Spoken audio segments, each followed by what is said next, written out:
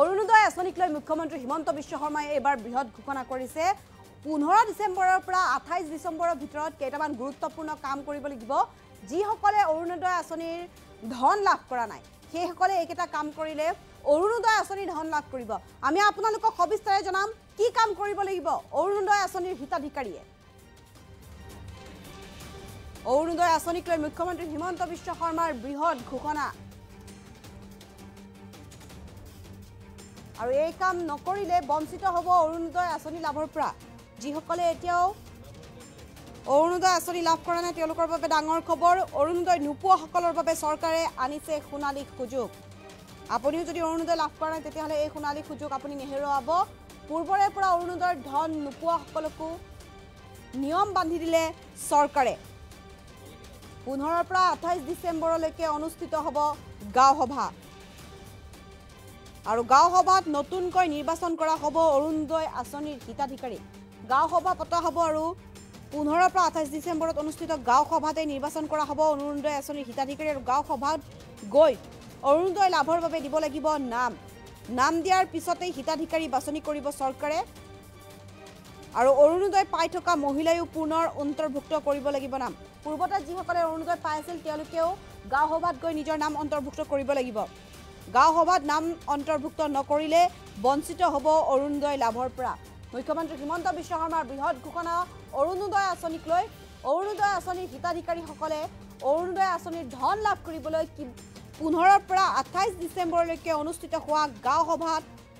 গৈ নিজৰ নাম অন্তৰ্ভুক্ত কৰিব লাগিব আৰু এই কাম যদি নকৰে তেতিয়াহ'লে অৰুণোদয় আঁচনি লাভৰ পৰা বঞ্চিত হ'ব যিসকলে অৰুণোদয় আঁচনিৰ ধন পোৱা নাই তাৰ বাবে চৰকাৰে সোণালী সুযোগ দিছে আৰু সোণালী সুযোগ লাভ কৰিবৰ বাবে 15 পৰা 28 ডিসেম্বৰলৈকে অনুষ্ঠিত হ'বলগীয়া যি গাঁও সভা হ'ব সেই গাঁও সভাত গৈ তেওঁলোকে নিজৰ নাম দিব লাগিব কি কৈছে মুখ্যমন্ত্ৰীগৰাকীয়ে আমি মুখ্যমন্ত্ৰীগৰাকীৰ সেই মন্তব্যটো আপোনালোকক শুনাবলৈ চেষ্টা কৰিম যে আমাৰ মহিলাসকলৰ মাজত অৰুণোদয় আঁচনিৰ হিতাধিকাৰী আমি বঢ়াব খোজো অৰ্থাৎ আজি যদি আমাৰ সৰু পথাৰত 20,000 মহিলাই অৰুণোদয় পায় এইবাৰ আমি তাক 30,000লৈকে লৈ যাব খোজো যাতে বেছিতকৈ বেছি মহিলাক আমি অৰুণোদয় আঁচনিৰ সুবিধা দিব পাৰো অহা 15 তাৰিখৰ পৰা 28 তাৰিখলৈকে আমাৰ গাঁও সভাসমূহ অনুষ্ঠিত হ'ব আৰু এই গাঁও সভাসমূহত নতুন নতুন অৰুণোদয় হিতাধিকাৰী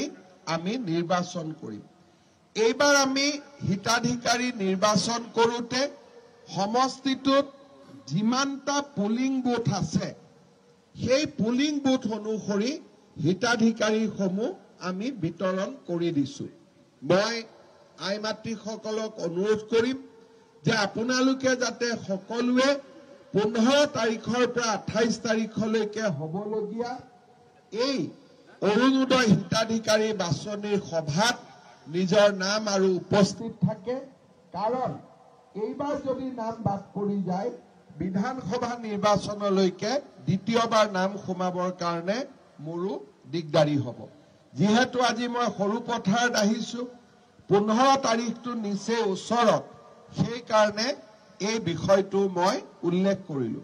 আৰু আগতে যিসকলে অৰুণোদয় পাই আছে তেওঁলোকেও নিজৰ নাম নতুনকৈ অন্তৰ্ভুক্ত কৰিব লাগিব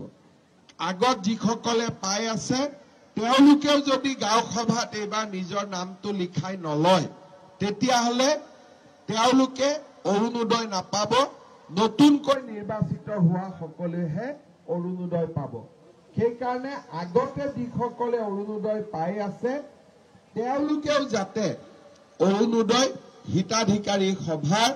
বা হিতাধিকাৰী বাছনি সভাত উপস্থিত থাকে বাকি আন আজি মই সৰু পথাৰত দিনটো আছো যে আমাৰ মহিলাসকলৰ মাজত অৰুণোদয় আঁচনিৰ হিতাধিকাৰী আৰু এয়া আছিল মুখ্যমন্ত্ৰীগৰাকীৰ মন্তব্য অৰুণোদয় নোপোৱাসকলৰ বাবে চৰকাৰে আনিছে সোণালী সুযোগ পূৰ্বৰে পৰা অৰুণোদয়ৰ ধন পোৱাসকলকো নিয়ম বান্ধি দিলে চৰকাৰে 15 পৰা 28 ডিচেম্বৰলৈকে অনুষ্ঠিত হ'ব গাঁও সভা আৰু গাঁও সভাত নতুনকৈ নিৰ্বাচন কৰা হ'ব অৰুণোদয় আঁচনিৰ হিতাধিকাৰী গাঁও সভাত গৈ অৰুণোদয় লাভৰ বাবে দিব লাগিব নাম দিয়াৰ পিছতে হিতাধিকাৰী বাছনি কৰিব চৰকাৰে অৰুণোদয় পাই থকা মহিলায়ো পুনৰ অন্তৰ্ভুক্ত কৰিব লাগিব গাঁও সভাত নাম অন্তৰ্ভুক্ত নকৰিলে বঞ্চিত হ'ব অৰুণোদয় লাভৰ পৰা আমি পুনৰ মন্তব্যটো আপোনালোকক আগবঢ়াইছো যে আমাৰ মহিলাসকলৰ মাজত অৰুণোদয় আঁচনিৰ হিতাধিকাৰী আমি বঢ়াব খোজো অৰ্থাৎ আজি যদি আমাৰ সৰু পথাৰত 20,000 মহিলাই অৰুণোদয় পায় এইবাৰ আমি তাক 30,000লৈকে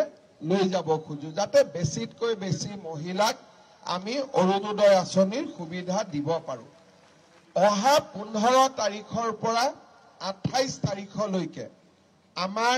গাঁও সভাসমূহ অনুষ্ঠিত হ'ব আৰু এই গাঁও সভাসমূহত নতুন নতুন অৰুণোদয় হিতাধিকাৰী আমি নিৰ্বাচন কৰিম এইবাৰ আমি হিতাধিকাৰী নিৰ্বাচন কৰোঁতে সমষ্টিটোত যিমানটা পুলিং বুথ আছে সেই পুলিং বুথ অনুসৰি হিতাধিকাৰীসমূহ আমি বিতৰণ কৰি দিছো মই আই মাতৃসকলক অনুৰোধ কৰিম যে আপোনালোকে যাতে সকলোৱে 15 তাৰিখৰ পৰা 28 তাৰিখলৈকে হ'বলগীয়া এই অৰুণোদয় হিতাধিকাৰী বাছনিৰ সভাত নিজৰ নাম আৰু উপস্থিত থাকে কাৰণ এইবাৰ যদি নাম বাদ পৰি যায় বিধানসভা নিৰ্বাচনলৈকে দ্বিতীয়বাৰ নাম সোমাবৰ কাৰণে মোৰো দিগদাৰি হ'ব যিহেতু আজি মই সৰু পথাৰত আহিছো 15 তাৰিখটো নিচে ওচৰত সেই কাৰণে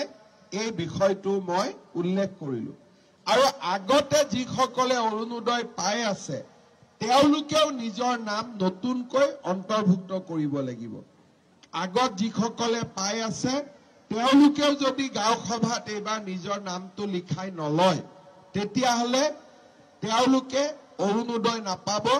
নতুনকৈ নিৰ্বাচিত হোৱা সকলেহে অৰুণোদয় পাব সেইকাৰণে আগতে যিসকলে অৰুণোদয় পাই আছে তেওঁলোকেও যাতে অৰুণোদয় হিতাধিকাৰী সভাৰ বা হিতাধিকাৰী বাছনি সভাত উপস্থিত থাকে বাকি আন আজি মই সৰু